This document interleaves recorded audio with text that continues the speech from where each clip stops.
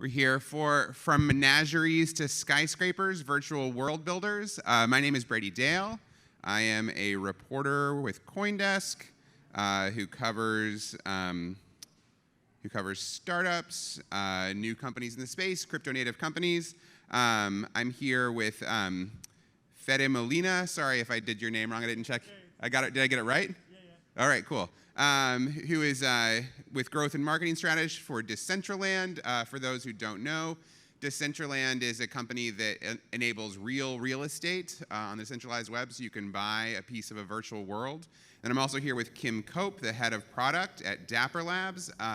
Dapper Labs is a company that came out of Axiom Zen. They were the company that first brought us CryptoKitties, locked up Ethereum for us in the end of 2017, and have been kind of the leaders in this conversation about non-fungible tokens. And just in case there's anyone out there who doesn't know it, we'll throw around the term NFTs a lot today. Non-fungible tokens are a way using the blockchain, any of the blockchains, to have a real piece of digital property that is verifiably yours. So we're talking about sort of how these things are making it possible to create new worlds, new environments online. So a big part of this space, let's talk with money since this is crypto. A big part of this space, and either one of you can answer this question first, whoever is most excited about it, is a lot of the things both in Decentraland and CryptoKitties are worth real money, and that has excited a lot of people. But things being worth money online isn't new, right? They're on EVE Online, a lot of those ships are worth thousands of dollars. There's people who make a living mining resources in World of Warcraft. So why is this stuff that's worth money better when we have it on the blockchain? Hello. Okay, Spence. Yes. I think it comes down to real property. The items you have in World of Warcraft, Dota 2, or EVE Online are property of the developer. And in the case of Decentraland and any other NFT like CryptoKitties, basically you own them. You can trade them also in the digital traditional games, but it's not transparent. You can only trade them for soft currency or Steam credits, but then you cannot cash them out. So I think those are the two main differences. And just adding to that is more so the fact that the centralized party is no longer in control. So you can take your assets outside and you can do whatever it is you want with them. We have no control over that. And in addition, if we were ever to go away, your assets still exist. So unlike the case of a game where the game makers change their mind about how they want the gameplay to be, and for whatever reason their servers go down, you lose your assets as well. So those assets are only valuable in that game. Whereas in the decentralized space, you can take them outside. Cool. And so both of you effectively have what could be called an economy. Are there any unique features to Decentraland? It works like property. We're all kind of familiar with how it works like real estate. I guess it's all property, but it works like real estate. Are there any kind of features of you guys' economies that are interesting and unique that don't really port over to the real world economy? I don't know why, but right away, breeding stood out to me in CryptoKitties in the form.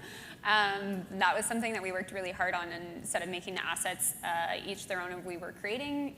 For those of you who don't know how CryptoKitties works, you can purchase two cats, breed them together, and get a new one.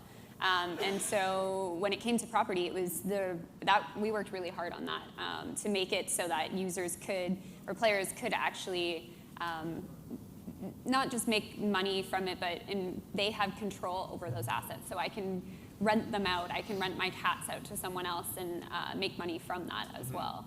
So there's property in that sense, but it's mainly the fact that I own and I control them. So I can hold on to them if I want to. I can breed them. I can sell them.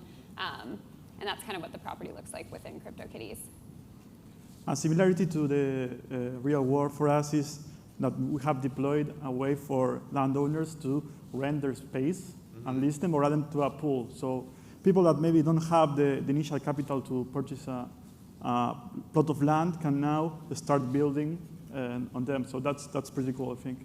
And so why would I'm a person who, what makes a property in Decentraland desirable for someone to rent? Why would you want to borrow someone else's chunk of digital land? Well, first of all, if you're the landowner, maybe you don't have the programming skills or the artistic skills to build something, and you want to rent it that way. And then if you're the developer, you will start profiting from your experiences inside the game. And so in regular real estate, they say location, location, location. Yeah. Does that exist in Decentraland yet, or are there hot neighborhoods? Yes, if you look at the map, there's a clear distribution that everything that's close to the center, it's more expensive and historically has sold for more dollars, for more mana in this case. And what's the equivalent of a hot neighborhood in Dapperland's world? Dapper Labs world, sorry. Ooh. I called you Dapper Lands. Dapper Labs. Within CryptoKitties, it depends on the trait. So all of our traits, I'd say earlier generations tend to be more rare and more valuable. So it is kind of that model of who had gotten in earlier, but at the same time, we are releasing new fancies and new traits continuously. So even just this past weekend, there was new fancy that came out, and it's kind of the same hype, I guess, around it as well. Okay. And so one of the things, I know this is big in the Kittyverse. I don't know as much about Decentraland, but one of the things people talk a lot in the NFT space is that you could have one thing port over to another thing, like one thing used in one game port over another game, or like in CryptoKitties, people build new apps that sort of interpret the CryptoKitty differently because of different other NFTs that you have. I guess the thing that I've always struggled with about that is, at the end of the day, I mean, when you have your UI that interprets it, you see how it's interesting, but it's really just like a string of code. Like, why is it exciting for one developer to be like, oh, I don't want to make up a new thing. What I really want is like that random string to interact with my like, what is the appeal to that for a developer? Well, I think that first of all, it has never been done or hardly been done in traditional gaming, and second of all, you're plugging in into a big community and you're leveraging something that's already exists in your existing game. For example, we have just now released an integration with Dapper, where you can place your CryptoKitties in your scenes inside the Decentraland in picture really? frames. Yeah. Cool. How long? When did that happen? I think it's rolling out today, actually. Yeah. Oh wow! Announced today. Cool. So, that's groovy. But you can't have your CryptoKitty in a frame in Decentraland unless you can prove that you own it. Exactly. You have to own it. Yeah. Oh, okay. But now, as the promotion, we are giving away 1,000 prestige cats if you download Dapper through the Decentraland. Okay.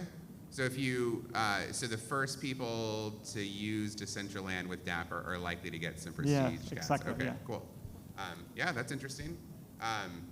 Kim, what about you? What's your take on? Yeah, and I guess coming back to your question, like I look at it as not just a random string of numbers, but it's the code that goes behind that. It's the economy that comes from that. And so for us, it's more,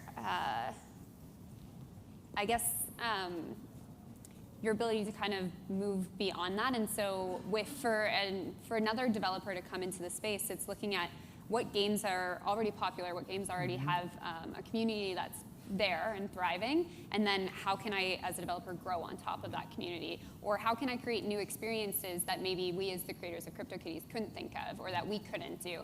I mean, there's over 70 experiences now with CryptoKitties. There's over 100 developers that have built other games on top of CryptoKitties, and I never thought that I would see a Tinder CryptoKitties, but it exists.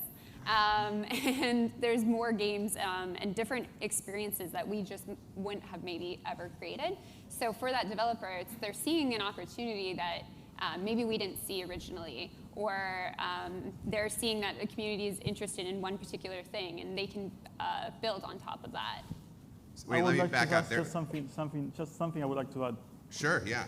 Yes, that it's a win-win scenario, Yeah. both for the new developer and for the existing developer, because before your item was only usable in the existing game, but this brings the lifespan of the item a lot longer, so the item becomes potentially more valuable also. Yeah. Well, I can also imagine it might be helpful just like in marketing, right? Like. Yeah. Also. You can just if you've got one popular game and you can have a crossover. So okay, I just need to back up, Kim. Did you say a Tinder for CryptoKitties? So like, because people are like they're looking for to breed their cats. Yes. Like, for those who don't know, I mean, Kim sort of spoke to it, but like the part of what makes CryptoKitties as a game is you can match cats up and create a new cat, and you don't know what that cat's going to be like. So people, I mean, this makes sense actually. Like it's hard to decide who to try to breed with or who's open for breeding. It was actually like at a hackathon with a group of university students, so it kind of makes sense with what they're doing. But yeah, we've seen everything from racing games to adventure games to you kind of name it. Well, in terms of interesting properties, like, correct me if I'm wrong, but I did a talk much like this last consensus with Dieter from your company, and one of the things he pointed out, which was interesting, and let me know if there's been other interesting mechanics like this that have come up, is with kitty hats, as I recall, he said that like, yeah, the user buys the kitty hat, but then once you connect the kitty hat to a cat, it just stays with it. It belongs to the cat, not the wallet anymore, right? Is that still how it works? Yeah. Okay. Yeah, Any other? I mean, that is an interesting new ownership mechanic, right? You know, absolutely. like, are there any other things along those lines that we've seen in you guys' economies? I'd say kitty hats was probably the most dominant one that stuck to it because it was kind of the most popular. You had these like collars and other traits and things that people could purchase, and then now as you're purchasing that and adding it to your cat now becomes also more valuable. And it might be, I'm more interested in everything that comes with that rather than just the original asset.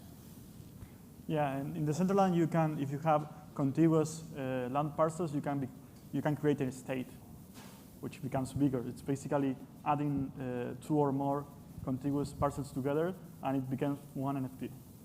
Oh, okay. Do you have a choice about that? Or? Yeah, you have a choice. Oh, okay, cool. You can bring them together. All right, that's cool. Well, so one thing I wonder about with the immutability function, I did a bunch of reporting on EVE Online at one point, so I know some about that. You know, that's a big spaceship game in outer space that people play online and have been for like a decade, and they've had money in EVE since forever, but they are constantly playing with the money supply to make sure it like sort of, it's kind of like a stable coin to make sure things like hit its peg. Like they'll just like suck money out of the game and like shove it back in like as needed. And they're just doing that constantly. And I guess one of the things I wonder about it in the blockchain gaming world is the immutability kind of a danger? Like is it, if you don't get the economy right at the beginning and you're promising everyone that everything's gonna stay the same, is, you know, it's a threat. I think this is where governance kicks in. So some decisions can be voted with a DAO, and so it's not like you got it wrong once and then you're done. Some things can be changed, but it's not black and white. It's kind of a gray at the moment. And I think it's about experimenting and testing as early on as possible. I think the mistake we saw with a lot of games was just jumping into how their economy would be formed and structuring it and not getting the governance right. So it's experimenting to see how can you balance the game mechanics with that economy as well, and then how can you grow from that. Okay, cool. And so one thing that's been a little bit controversial in the space is, you know, there's kind of 2 levels of ownership, right? Like you own your NFT, but then like the user interface interpretation of that NFT, like the art a lot of times doesn't belong to the person.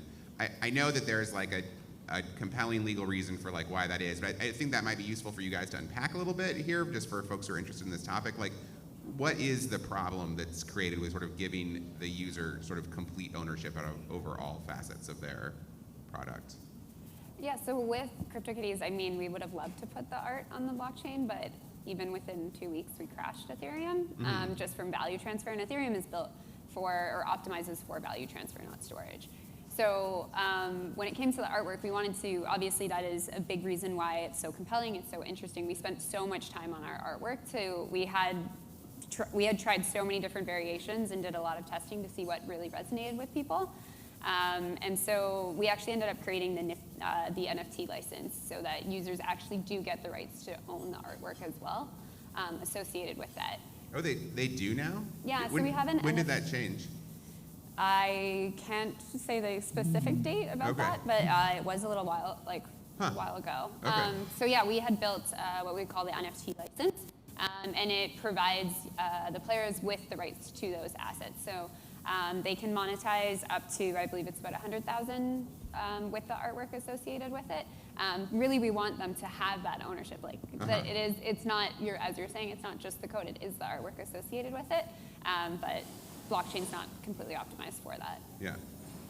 Are there any similar issues in Decentraland? Yeah, not at the moment, but we are working on an NFT schema, so everyone can kind of onboard their NFTs. Not only us, not only CryptoKitties, but every developer can start onboarding NFTs into Decentraland or any other game without hassle. Okay, cool. So what's been, do either of you know like what the most expensive single thing has been in your, can you tell us like a little about it? Yes, for us it's a parcel I think that sold at 250K USD at that moment. Okay, wow. Yeah. It was near the Central Plaza, which is the most expensive location. What's on that thing now? No, there's nothing yet. Oh, really? Wow. Okay. Yeah. Last year we had, at the Ethereal Summit last year, we had a cat that was auctioned off for 140,000. We've had a few cats. Genesis was like 125, I believe.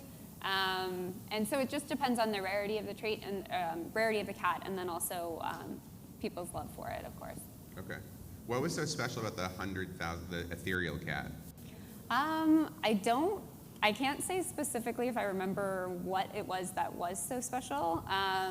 The money also did go to charity, which was a big cause for it. Mm-hmm. We've had a lot of our players actually, we have even like a father-daughter duo from Seattle that raised over $75,000, and that's all gone to the Seattle Children's Hospital.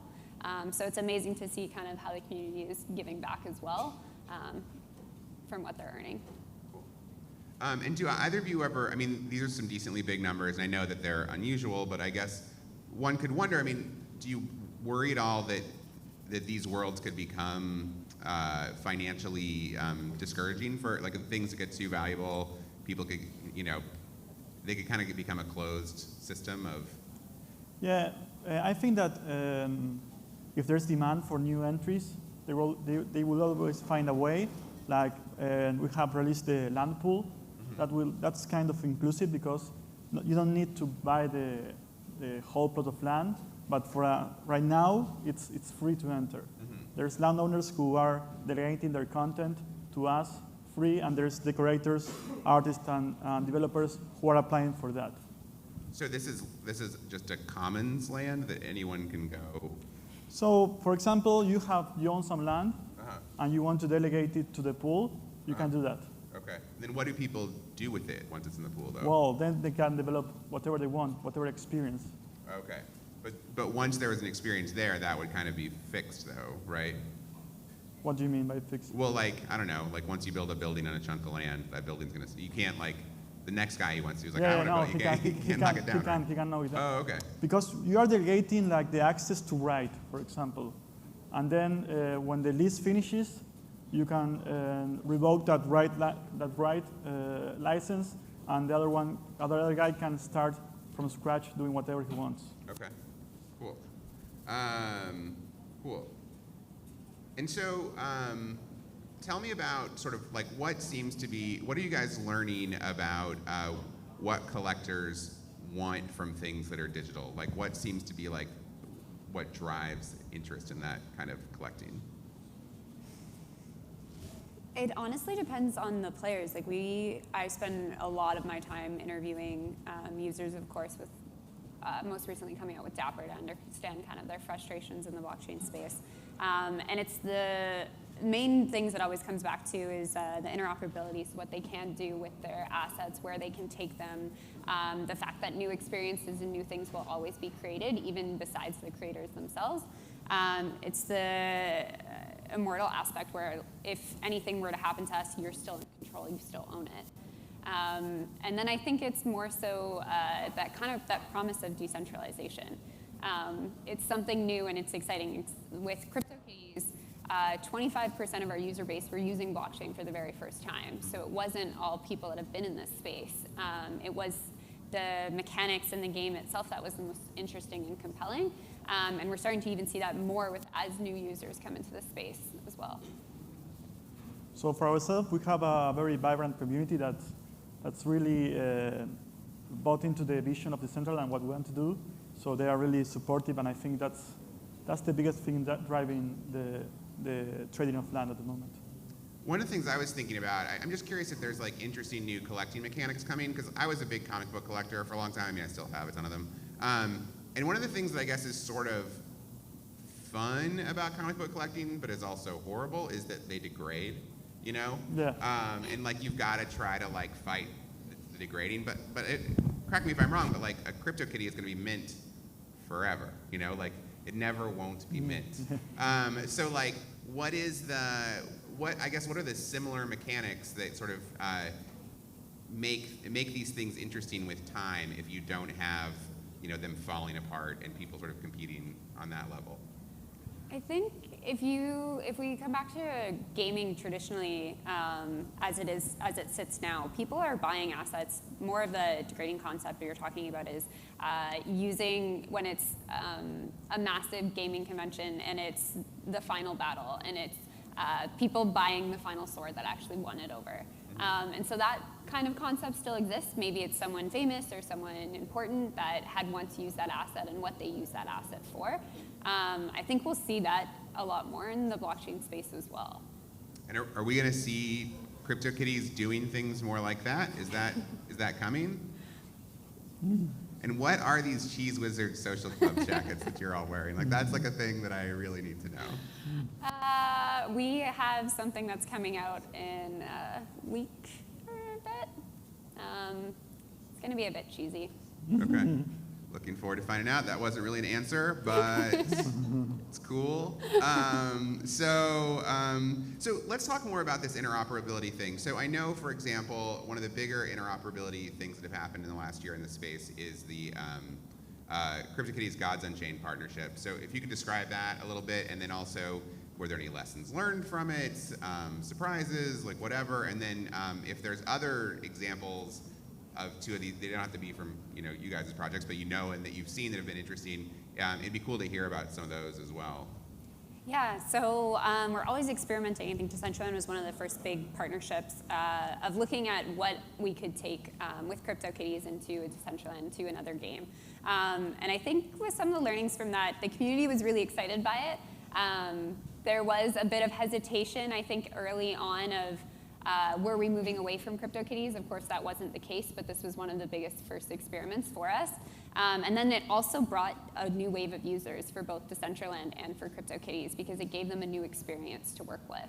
And so I think in the end, it was phenomenal, and we want to continue doing that, of course, what we're already doing with Decentraland.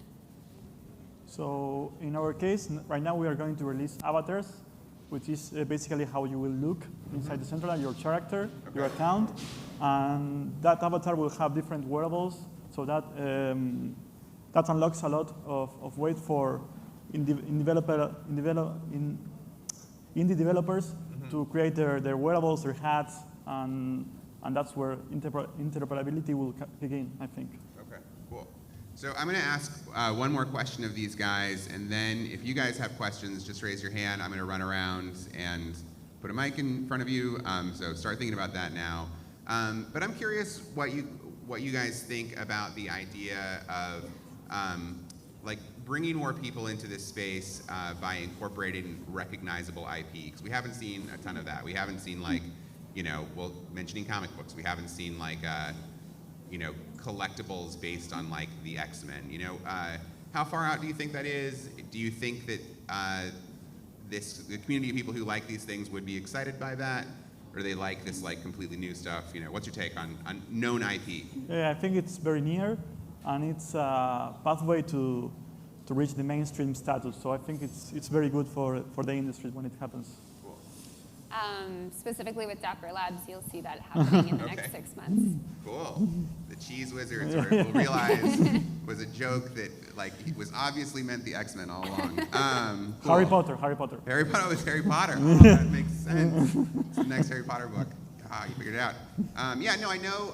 I saw Kathleen Brightman speak recently, one of the Tezos co-founders, about her new gaming company that she's working on, built on Tezos, and it sounds like it'll be some kind of Tezos-based NFT thing. She said it's basically like Magic the Gathering. But when asked in a panel like this, what the IP would be like what the lore would be. She was like, oh, we're not making up anything. We're gonna buy somebody, we're gonna license some known thing that will, attract people in, which seems smart. So that's one place you might see it from. Okay, so do we have questions out there from folks in the audience? I'll come to you. Yeah, hold on one second. So I just installed Dapper. I'm on Decentraland. What do I have to do to get my hat, or what's going on here? Sorry? I'm sorry. So I just installed Dapper. Oh, nice. And then I'm on Decentraland. What do I have to do to get them to talk? So you have to go to the builder inside the Decentraland, Yep.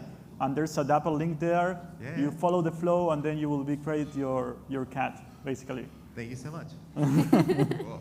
Other questions? No, I got that. Yeah. Other questions? Oh, there. Wait.